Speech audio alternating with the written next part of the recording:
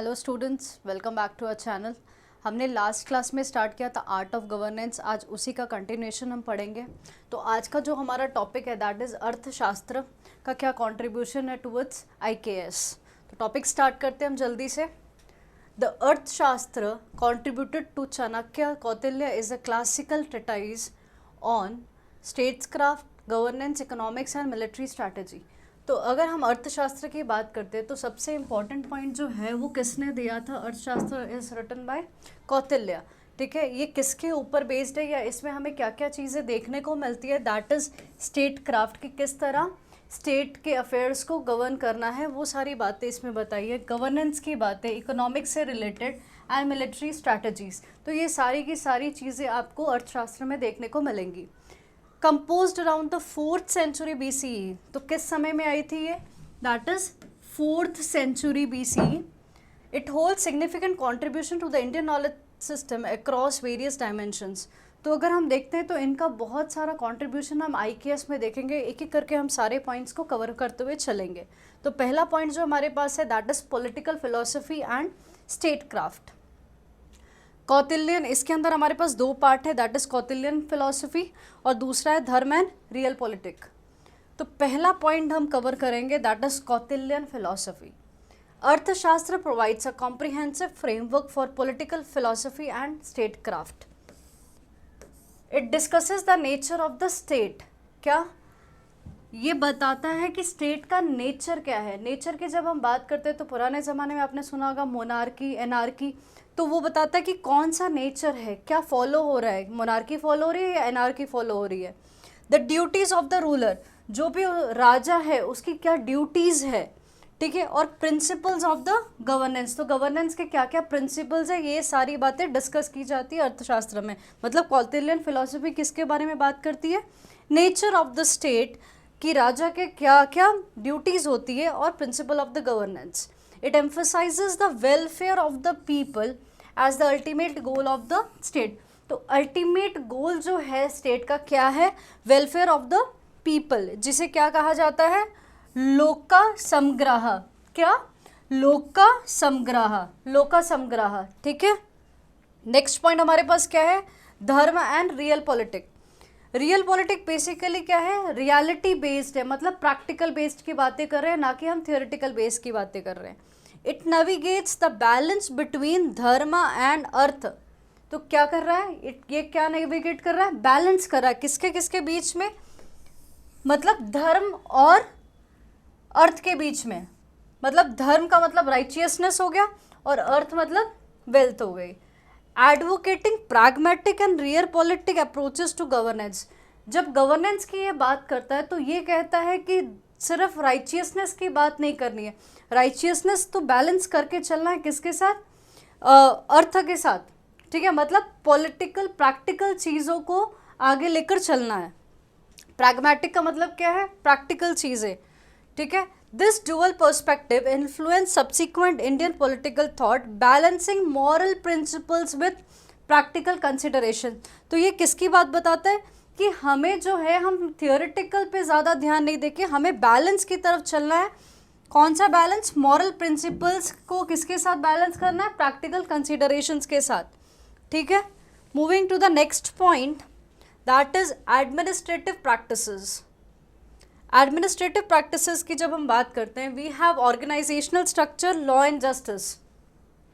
Organisational structures में अगर हम क्या देखते हैं? The Arthashastra outlines principles of administration including the structure of the state.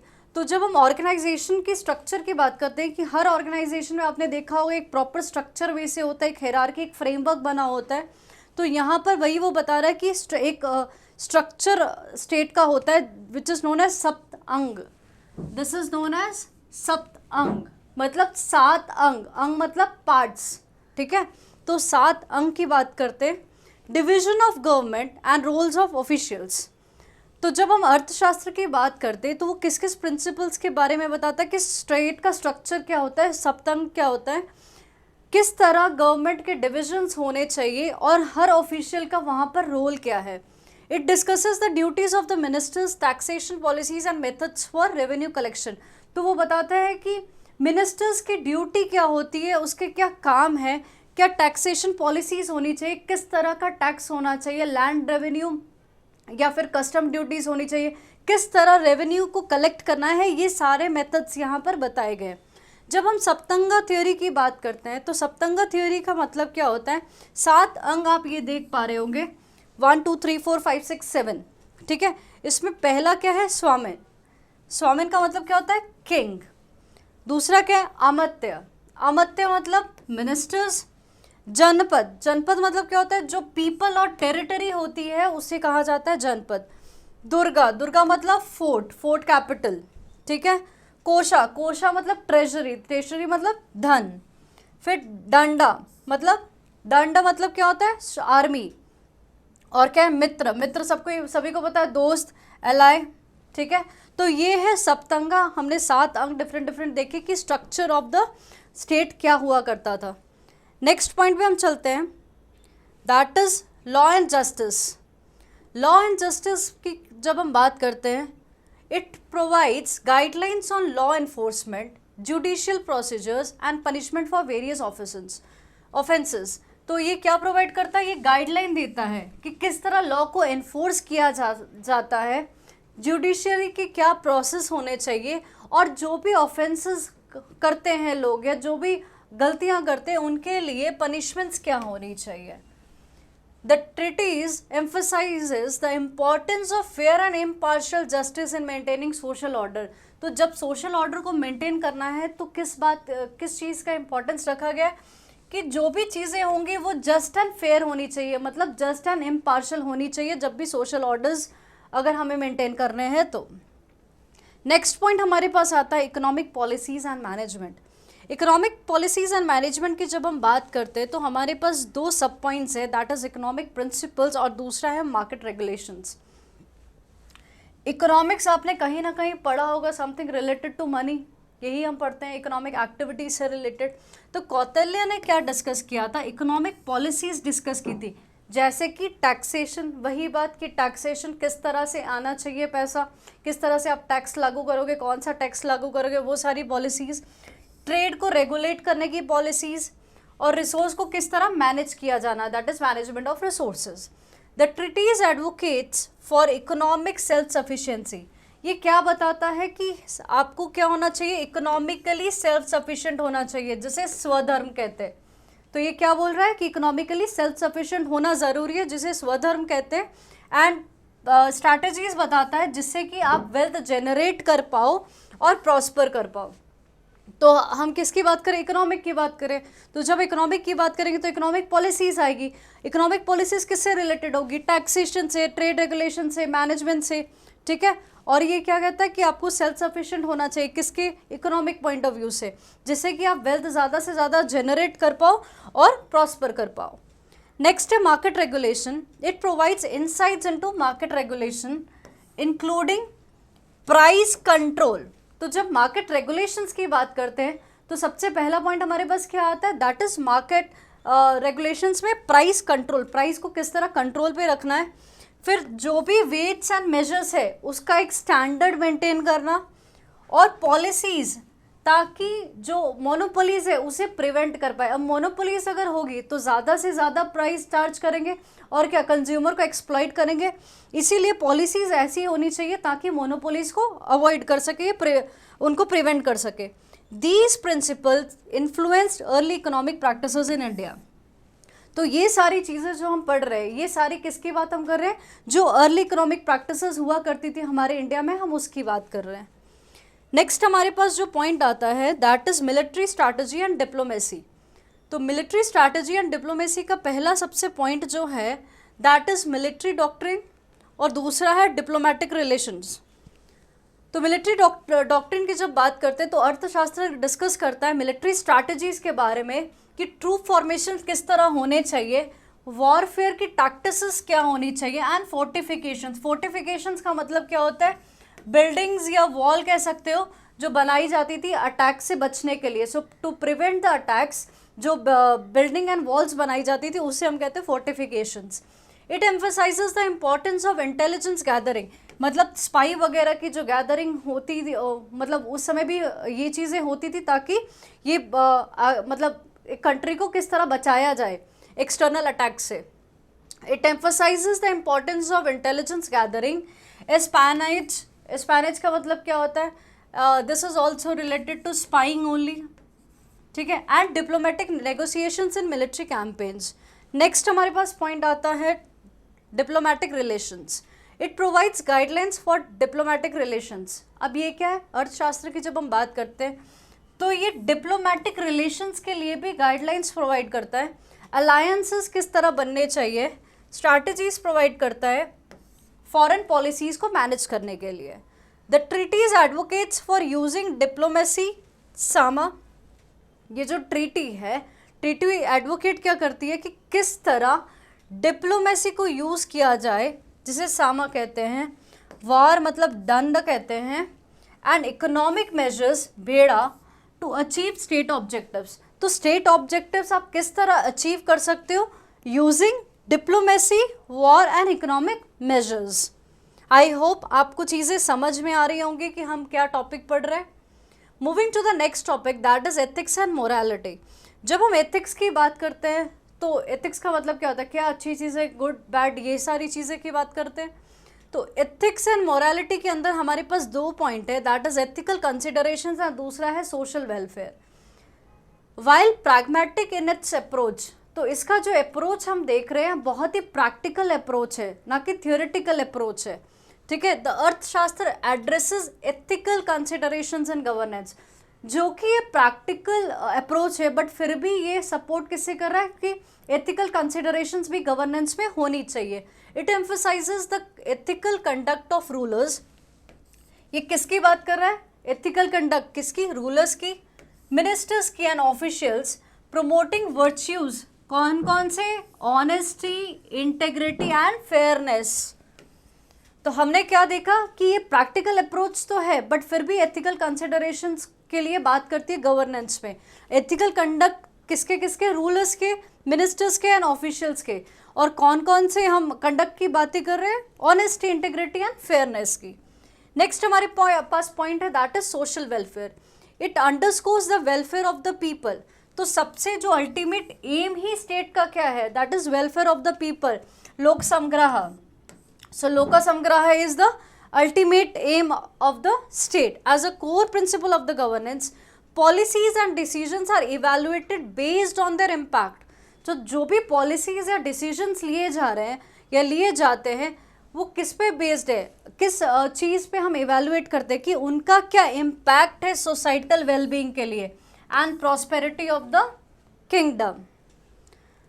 Moving to the next point, which is the last point of this topic, influence on Indian traditions. Influence on Indian traditions की जब हम बात करते हैं हमारे पास दो point है। फिर इम्पैक्ट ऑन गवर्नेंस, की गवर्नेंस के ऊपर क्या इम्पैक्ट है, और दूसरा क्या है आज के समय में भी इसका क्या रेलेवेंस है, continued relevance. Impact on governance में क्या देखते हैं? द अर्थशास्त्र has had a lasting impact on governance and administrative practices. Its principles influence subsequent rulers and administrators across different dynasties. तो अगर हम इसके प्रिंसिपल्स की बात करें तो इन्होंने क्या किया?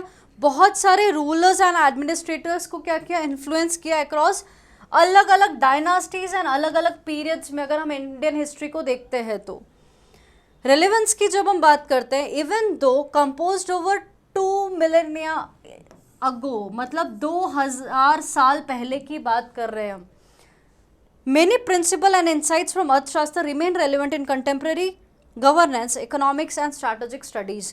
तो जब हम आज के पॉइंट ऑफ व्यू से हम बात करेंगे तो आज भी अर्थशास्त्र के कुछ प्रिंसिपल्स हैं, कुछ नॉलेज है जो आज भी हम यूज़ कर रहे हैं गवर्नेंस में, इकोनॉमिक्स में और स्ट्रैटेजिक स्टडीज़ में। सो this was all about the topic. अब लास्ट हम एक बार कंक्लूजन पढ़ लेते हैं कि कंक्लूजन में क्या लिखा हुआ है।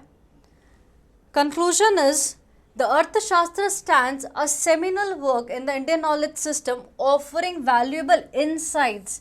किसके बारे में हमें ये नॉलेज प्रोवाइड करता है? State craft, governance, economics and military strategy. It's contribution have shaped political philosophy. तो हमने इसका कॉन्ट्रीब्यूशन कहाँ कहाँ देखा? पॉलिटिकल फिलोसफी पे, administrative practices and ethical considerations in India, and continue to influence scholarly discourse and practical governance worldwide by integrating theoretical principles with pragmatic advice। तो हमने ये क्या देखा था? दोनों को मर्ज करके चल रहे हैं।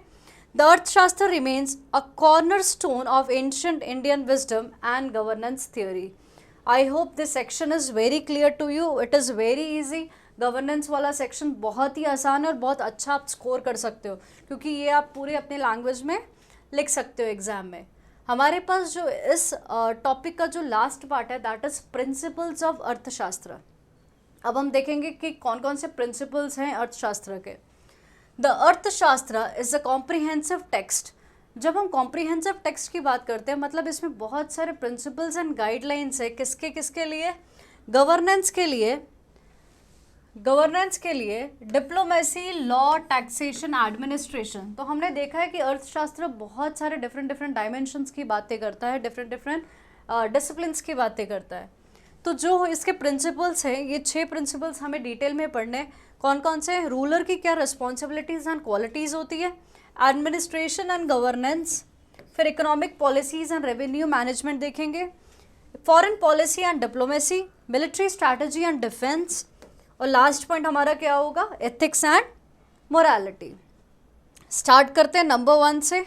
तो सबसे पहला जो पॉइंट है हमारे पास that is ruler's responsibility and qualities की। रूलर की क्या रिस्पॉन्सिबिलिटी होनी चाहिए या फिर क्या क्वालिटीज़ होनी चाहिए।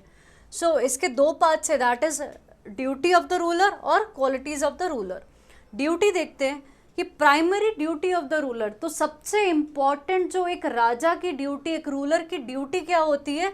To ensure welfare and protection of his subject. क्या एंश्योर करना? Welfare and protection of his subject. Subjects का मतलब है जो उनके अंडर रहते हैं उनका वेलफेयर करना और उनको प्रोटेक्ट करना।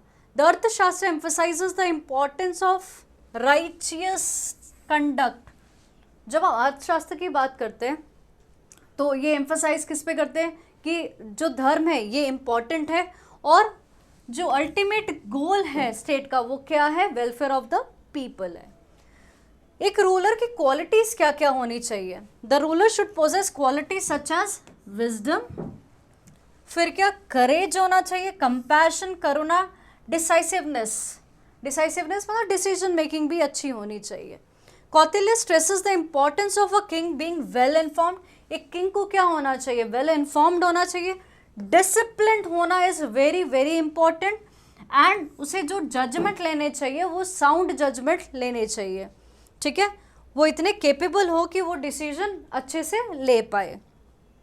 नेक्स्ट हमारे पास जो आता है that is administration and governance. इसके 2 पार्ट है, that is centralised authority and दूसरा है law and order. Centralised authority की जब हम बात करते हैं तो हम देखते हैं कि जो अथॉरिटी है वो बीच में है और बाकी सारे उसके आगे पीछे घूम रहे हैं। ठीक है, मतलब जो डिसीजन मेकर अल्टीमेटली कौन होगा? ये मिडल वाला इंसान होगा। मतलब जो भी डिसीजन लिए जाएंगे अल्टीमेट कौन लेगा? रूलर लेगा। उसी को क्या कह रहे हैं? Centralised authority. अथॉरिटी क्या है? सेंट्रलाइज्ड है। The text advocates for a strong and centralised administration under the king's authority. हमने हिरार्की अभी देख कर आए ना उसकी, Saptanga. It discusses the organisation of the government departments. ये क्या बताता है कि गवर्नमेंट डिपार्टमेंट के क्या ऑर्गेनाइजेशंस होनी चाहिए, ऑफिशियल्स के अपॉइंटमेंट के बारे, और किस तरह रिस्पॉन्सिबिलिटीज़ एंड पावर डेलीकेट करना चाहिए ताकि जो गवर्नेंस है वो इफेक्टिव हो सके। Law and order, maintaining law and order is crucial for stability. अगर कंट्री में पीस एंड स्टेबिलिटी चाहिए तो लॉ एंड ऑर्डर मेंटेन करना is very very very important. The Arthashastra discusses the establishment of a legal system. Arthashastra क्या कहता है कि एक प्रॉपर अच्छा लीगल सिस्टम होना चाहिए। द एनफोर्समेंट ऑफ जस्टिस, और क्राइम्स के लिए पनिशमेंट होनी चाहिए, और जुडिशियरी का रोल किसके लिए? अपहोल्डिंग धर्मा। धर्मा मतलब righteousness, duty. Moving to the third part, that is related to economic policies and revenue management. Economic policies and revenue management की जब हम बात करते हैं तो हमारे पास क्या क्या पॉइंट है, इकोनॉमिक प्रॉस्पेरिटी एंड टैक्सेशन। तो पहला पॉइंट है economic prosperity. Kautilya emphasises the importance of economic prosperity of the state. वो किस बारे में डिस्कस करते हैं, डिफरेंट पॉलिसीज के बारे में डिस्कस करते हैं related to agriculture, trade, industry and infrastructure development, जिससे कि वेल्थ जनरेट हो पाए, किस तरह वेल्थ बढ़े, जनरेट हो, आए, ठीक है, और इकोनॉमिकली हम ग्रो कर पाए। Taxation, the text elaborates on principles of taxation including types of tax.